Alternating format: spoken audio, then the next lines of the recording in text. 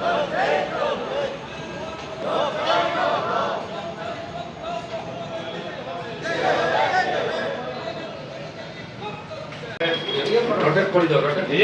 দুই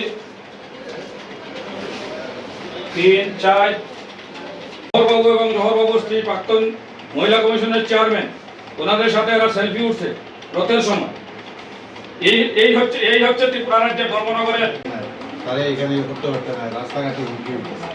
এই যে যারা হুমকি দিতেছে তারা তো সবই আমরা এই থানার দায়িত্বে থানা এরিয়ার ভিতরে যাতে আর কোনো ইনসিডেন্স না ঘটে এটার ব্যবস্থা দিতাম না।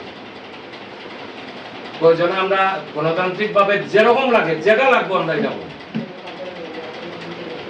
আপনারা আপনারাও অবগত আছেন, এখানে যারা সাংবাদিক ভাইয়েরা আছেন সবাই অবগত। এই গতদিনের কিশোর রায় হত্যার সঙ্গে যারা জড়িত আছে তাদের মধ্যে 4 জন এই আক্রমণের সঙ্গে জড়িত। তারা অ্যান্টিসেপ্টিক। আমরা পঞ্চবার্ষিকী পরিকল্পনার উত্তর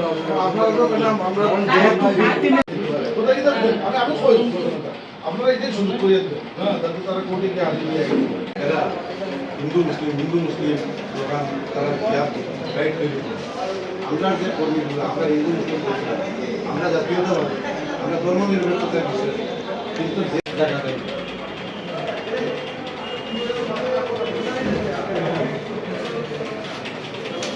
অন্যদিকে বিষাক্ত পরিবেশে মন না নেয়, সেই আপনারা ঘনিষ্ঠ ভূমিকা আরো ঘনিষ্ঠ ভূমিকা থানা ঘেরাও করেছিলাম।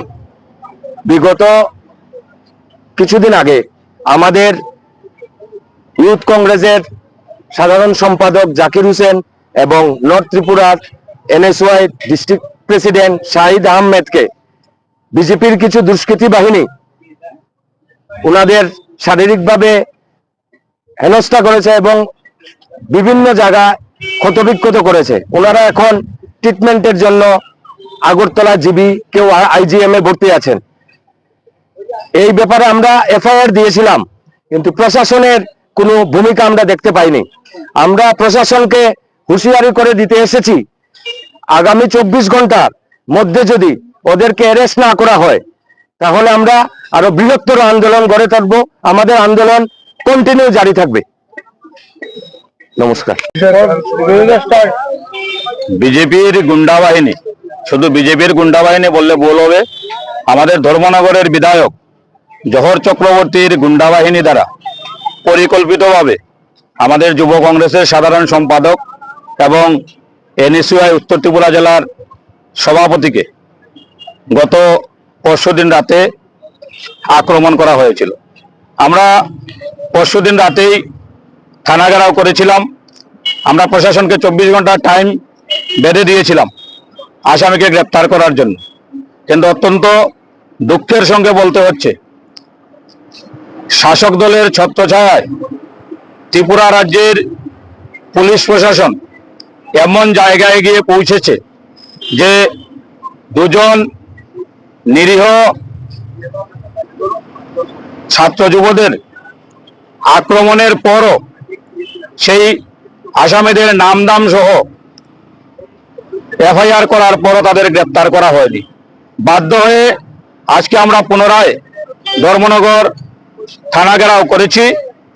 থানা ঘেরাও থেকে SDO সাহেবের কথায় আমরা AC সাহেবের সঙ্গে কথা বলেছি। ওনারা আমাদেরকে আশ্বস্ত করেছেন অতি সত্বর আসামিদের গ্রেপ্তার করা হবে। আমরা আজকে এই থানা ঘেরাও থেকে নবনির্বাচিত বিধায়ক জহর চক্রবর্তী বাবুকে জানিয়ে দিতে চাই, গুন্ডা বাহিনী দিয়ে জাতীয় কংগ্রেসের গণতান্ত্রিক পদ্ধতিতে আন্দোলন ঠেকানো যাবে না। আপনারা যতই আমাদের উপর আক্রমণ করুন, আমরা বিজেপির গুন্ডা বাহিনীর আক্রমণ গণতান্ত্রিক পদ্ধতিতে প্রতিহত করব। আমরা আজকে পুনরায় প্রশাসনকে 24 ঘন্টা টাইম বেঁধে দিয়েছি। যদি 24 ঘন্টার মধ্যে আসামিদের গ্রেপ্তার করা না হয়, যে আসামিরা রাহুল কিশোর রায়ের হত্যার সঙ্গে আত্মহত্যার পথ বেছে নেওয়ার সঙ্গে জড়িত ছিল, সেই আসামিরা অ্যান্টিসেফটি বেইলে বাইরে বেরিয়ে এসে আবার গুন্ডামি করছে, বিরোধী দলের কর্মী সমর্থকদের আক্রমণ করছে, কিন্তু প্রশাসন মানিকশাহার প্রশাসন শীত ঘুমে রয়েছে। আমরা পুনরায় আজকের এই থানা ঘেরাও থেকে মানিকশাহার পুলিশ প্রশাসনকে জানান দিতে চাই, অতি সত্বর যদি আসামি গ্রেপ্তার করা না হয় তাহলে আগামী দিন ধর্মনগরে বৃহত্তর আন্দোলন সংগঠিত হবে। আমরা 24 ঘন্টা পর পুনরায় ধর্মনগর থানা ঘেরাও করব, ধর্মনগরে রাস্তা অবরোধ করব। প্রয়োজনে আমরা আসামি গ্রেপ্তারের দাবিতে অনশনে বসবো।